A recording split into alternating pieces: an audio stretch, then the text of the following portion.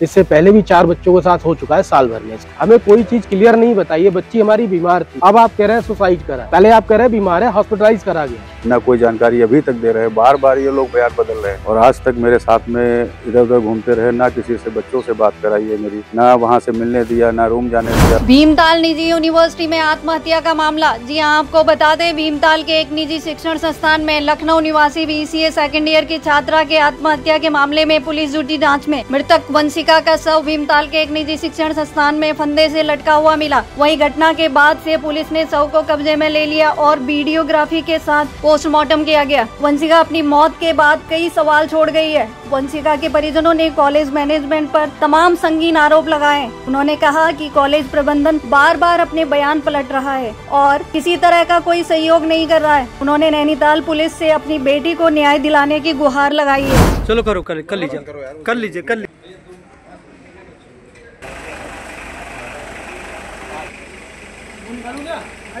हाँ, निकाल ले। तो देखना क्या आप क्या चाहते हैं? भैया हम न्याय चाहते हैं। केवल हमारी बच्ची के साथ जो यह बुरा हुआ है, इससे पहले भी 4 बच्चों के साथ हो चुका है साल भर में इस कॉलेज में। हम तो यही प्रशासन से दरखास्त लगाते हैं अपनी कि भाई न्याय मिले हमें। हमारी बच्ची तो चली गई, आगे आने वाले टाइम में कोई बच्चे को ना हो, लेकिन इन्होंने सारी बातें छुपाई है हमसे। हमें कोई चीज क्लियर नहीं बताई है। बच्ची हमारी बीमार थी, अब आप कह रहे हैं सुसाइड करा है, पहले आप कह रहे हैं बीमार है, हॉस्पिटलाइज करा गया है। बीमार है किस उसमें बीमार थी, आप उस चीज का सीन दिखाए ना हमें।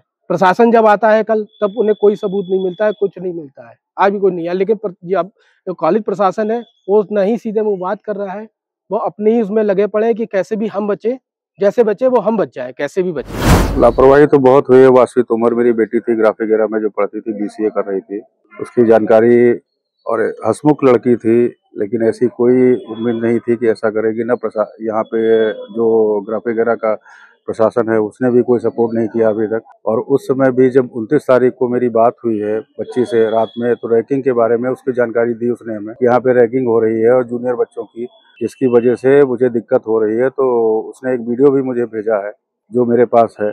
और उसके बाद में मेरी बात हुई तो उससे मैंने बोला कि आप बेटा शांति से रहो, बीच में मत किसी के पढ़ो और आप वार्ड कंप्लेन कर दीजिए। आप उसके बाद में आप घर जाइए, रूम पे जाइए और आराम से रहिए उसमें वहाँ पे। तो वो चली गई। लेकिन अगले दिन जो ये जानकारी मुझे आई, वो जानकारी मिली शाम को 5:23 पे कि मेरी बेटी जो, आप चले आइए तुरंत। मेरे डायरेक्टर साहब का वो है कि आप जो है उनके पिताजी को बुलाइए। और उन्होंने ये नहीं बोला कि यहाँ पे क्या हुआ है। उसके बाद में जो है 2 ढाई घंटे 3 घंटे तक मैं जानकारी लेता रहा, लेकिन इन लोगों ने कुछ भी नहीं बताया मुझे कि ये जो है किस वजह से ये क्या हुआ है इसको। ये सिर्फ बोला कि हॉस्पिटल लेके गए। जब मैं रात में आया भी हूँ तो ये 30-35 लोग, सब लोग इंतजार कर रहे हैं मेरा कल से, और आज तक मेरे साथ में इधर उधर घूमते रहे। ना किसी से बच्चों से बात कराई है मेरी, ना वहाँ से मिलने दिया, ना रूम जाने दिया। फिर मैंने फॉरेंसिक के लिए और इसके लिए वो किया। उसके बाद में फॉरेंसिक हुआ है, तब वहाँ जब बच्चों से भी नहीं मिलने दिया है, किसी भी बच्चे से नहीं मिलने दिया इन लोगों ने। और यहाँ भी ये लोग नहीं सपोर्ट कर रहे हैं किसी बात का, ना कोई जानकारी अभी तक दे रहे हैं। बार बार ये लोग बयान बदल रहे हैं। इतनी बार ये लोग जो भी बोल रहा है वो अपने बयान में हर बात को अलग से बोल रहा है। वो सामने वाला बंदा कुछ कहता है। प्रशासन से मैं यही चाहता हूँ, दरख्वास्त मेरी यही है कि बेटी को मेरे न्याय मिले और अगली किसी भी बच्चे को इस तरह की दुर्दशा ना हो। नहीं, पुलिस को अभी तक तो कोई सुराग नहीं मिला है और ना वहाँ पे कोई सुसाइड नोट मिला है। नहीं, कोई ऐसी पीड़ा नहीं थी। रैगिंग की उसने बताया था, बस उसके अलावा और कोई बात नहीं की थी। मैनेजमेंट कोई सहयोग नहीं कर रहा है।